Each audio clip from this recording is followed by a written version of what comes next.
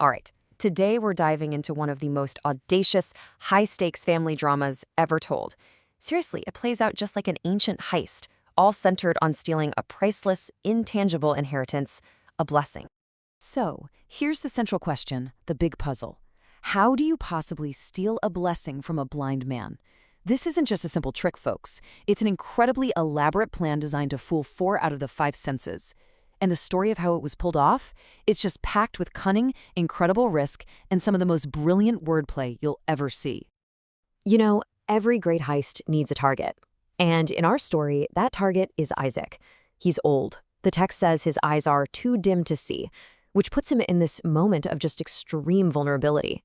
He holds the key to the entire family's destiny, this blessing, and he is all set to give it to his favorite son. And that favorite son? That's Esau. He's the firstborn, the rightful heir. He's described as a skillful hunter, a real man of the field. And it's Isaac's love for the savory game that Esau brings home that really becomes the trigger for this whole operation. But someone's listening in the shadows. It's Rebekah, the mother. She overhears Isaac's plan to bless Esau, and she is not having it. She believes that blessing belongs to her favorite son, and in that instant, she becomes the architect, the mastermind of this entire counter-operation. Which, of course, brings us to our imposter, Jacob. He's the quieter, younger twin, but he's got one huge problem. His brother, Esau, is a hairy man, and Jacob, well, he's smooth-skinned. It's a massive physical difference that makes this whole deception seem completely impossible from the get-go.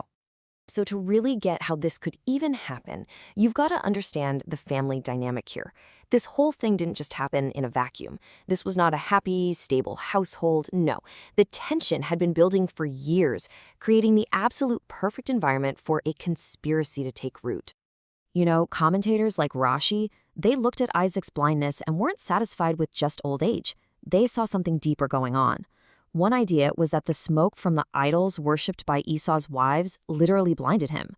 Another, more mystical take is that angelic tears fell on his eyes way back when he was nearly sacrificed as a boy. And then there's the theological view.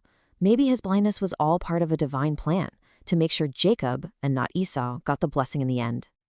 And that idolatry, it was a huge source of conflict. The text literally says Esau's wives were a bitterness of spirit to his parents. Rashi adds that Esau himself was totally duplicitous. He compares him to a pig that holds out its cloven hooves to look kosher, but it's secretly unclean. He put on this show of being honorable, but his parents, they knew the truth. So, with the scene set and the family on edge, Rebekah puts her incredibly cunning plan into motion. She has to overcome what seems like an impossible set of obstacles, and her solution? Well, it is just stunningly detailed and clever. Now, Jacob, he's terrified, and for good reason. He points out the massive obvious flaw. Hey, if my father touches me, the gig is up. I'm going to get a curse, not a blessing. But Rebekah's response is just absolute steel. Your curse be upon me. She takes all the risk onto herself, showing this incredible resolve that just leaves no room for argument. Rebekah's plan is a total masterclass in sensory deception. To full taste, she cooks a savory dish from goat kids that Rashi says perfectly mimics wild game. For touch, she uses the skins of those same goats to cover Jacob's smooth arms and neck. And then for smell, the final knockout detail, she brings out Esau's own clothes. And get this, these weren't just any old clothes. Rashi adds this amazing backstory.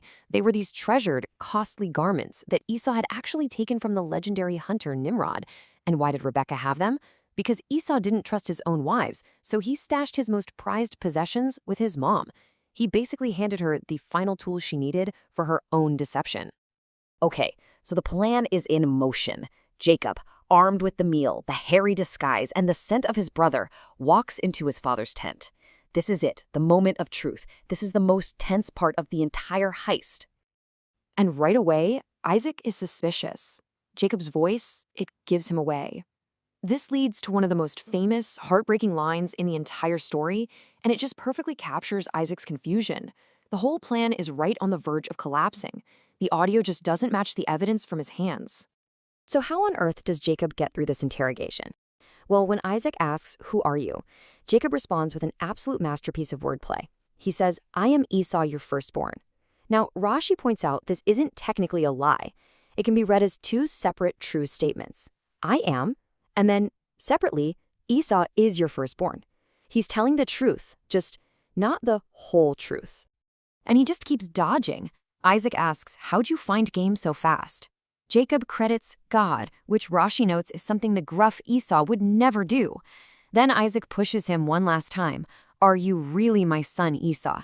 And Jacob's answer is a simple, brilliant, I am. He avoids saying the full name again, just navigating the truth on a razor's edge. So the deception works, Jacob gets the blessing. But the real power of this story, why we're still talking about it, isn't just in the mechanics of the trick. It's in all the layers of meaning that people have been debating and exploring for thousands of years.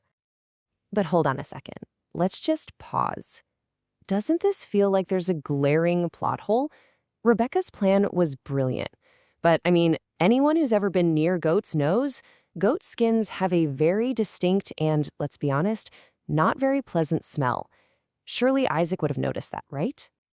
Well, the text says Isaac smelled Jacob's clothes and declared they smelled like the smell of the fields that the Lord has blessed. But Rashi gives this breathtaking explanation for it. He says there was no goat smell because as Jacob walked in, the perfume of the Garden of Eden entered the room with him. Just wow. And it's details just like that one from commentators like Rashi that completely transform the story. They elevate it from just a simple folktale about a clever trick into this profound drama that's just filled with psychological depth, incredible linguistic nuance, and this powerful sense of divine destiny playing out. Which leaves us with the big final question. After peeling back all these layers, the family tension, the clever wordplay, those moments of what seems like divine intervention, what is this story really about? Is it just a cautionary tale about a terrible deception? Or is it a story about a preordained destiny being fulfilled by any means necessary, through flawed but incredibly determined human hands?